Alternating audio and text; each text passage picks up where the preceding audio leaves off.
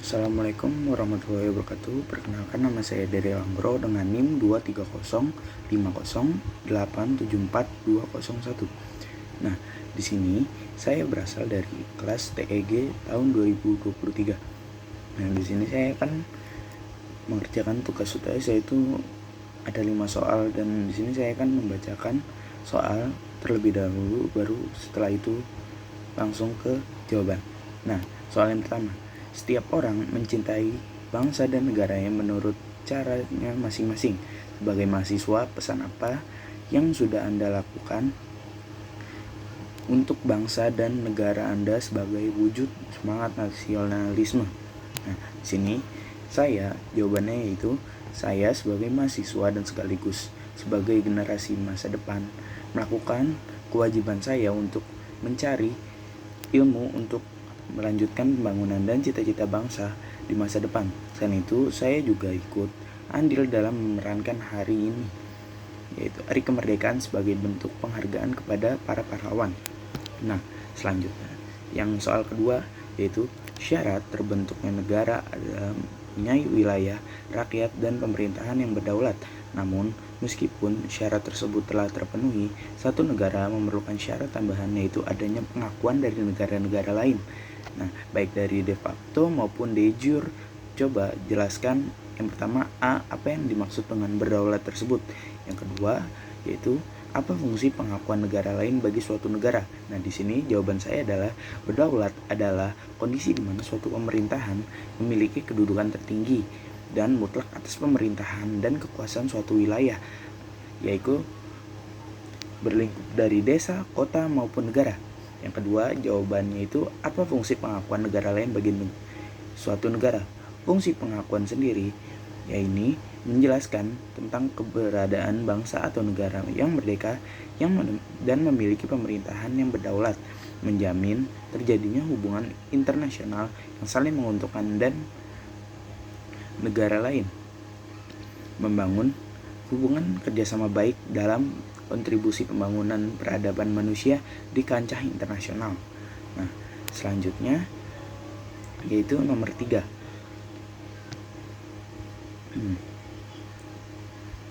Siapa yang berwenang untuk membuat konstitusi suatu negara, dan apabila konstitusi tersebut sudah tidak sesuai dengan kondisi masyarakat, dan bagaimana cara memperbaiki ininya? Nah, jawaban dari saya ini, konstitusi sendiri itu dibuat dan diresmikan oleh lembaga pemerintahan di Indonesia. Lembaga yang membuat atau memodifikasi konstitusi adalah MPR.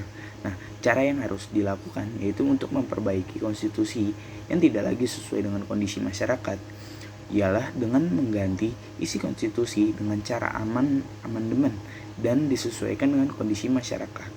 Nah, selanjutnya yaitu nomor 4. Nah, John F. Kennedy pernah mengatakan, jangan tanya apa yang negara berikan kepadamu, tapi tanyakan apa yang kamu berikan kepada negaramu. Nah, kalimat ini sebenarnya bagus. Nah, jika dikaitkan dengan semangat nasionalisme, namun jika berhubungan dengan hak dan kewajiban, tentu akan aneh apabila warga negara memberikan kewajibannya tanpa membentuk haknya. Menurut Anda, bagaimana konsep yang benar dalam memahami hak dan kewajiban dalam hubungan antara negara dan warga negara? Nah, jawaban saya di sini itu, menurut saya sendiri, konsep hak dan kewajiban ialah kita sebagai warga negara harus menjalankan kewajiban kita, karena di kewajiban kita terdapat hak dari negara yang kita tempati, seperti kewajiban membayar pajak, selanjutnya menaati peraturan, hukum, dan membela negara maupun keamanan negara. Nah, di sisi lain, kita juga perlu meminta hak-hak kita, dan hak-hak kita tersebut merupakan kewajiban dari negara untuk memenuhinya, seperti hak pekerjaan, kesehatan, kesetaraan hukum, dan kesejahteraan sosial.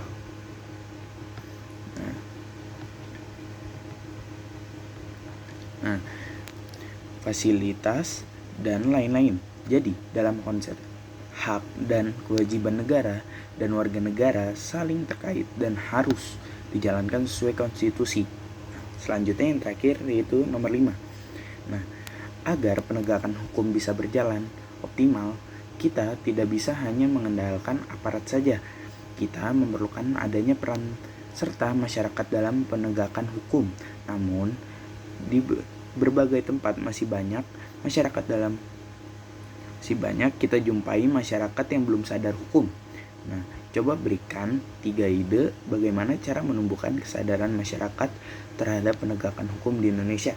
Nah, jawaban saya yaitu yang pertama, dengan melakukan sosialisasi kepada masyarakat terkait pentingnya penegakan hukum di Indonesia ini. Nah, yang kedua, menanamkan pentingnya penegakan hukum sendiri yang kedua, menanamkan pentingnya penegakan hukum sedari dini oleh orang tua maupun guru agar terciptanya generasi paham hukum untuk masa depan. Nah, yang terakhir, melakukan aktivitas atau kegiatan positif yang bisa menyadarkan masyarakat untuk menegakkan hukum dan menjunjung tinggi keamanan di lingkungan masyarakat. Nah, sekian jawaban yang saya buat ini. Kurang lebihnya mohon maaf. Wassalamualaikum warahmatullahi wabarakatuh.